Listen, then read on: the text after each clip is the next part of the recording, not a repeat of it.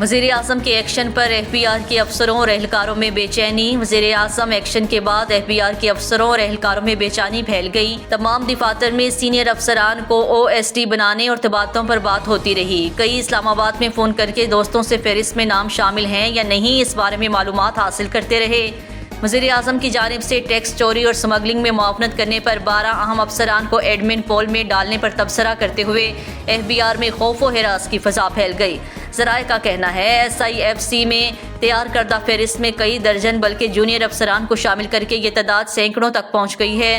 تیار رپورٹ کے مطابق فہرست میں اچھی شہرت کے افسران کو اے کیٹیگری میں شامل کیا گیا اور انہیں اہم عہدوں پر تعینات کیا جائے گا، جبکہ سی کیٹیگری کے افسران اور اہلکاروں کو سرپلس پول میں رکھ کر ان کی خلاف تحقیقات کی جائیں گی، جبکہ بی کیٹیگری والوں کو غیر اہم عہدوں پر رکھ کر ان کی نگرانی کی جائے گی۔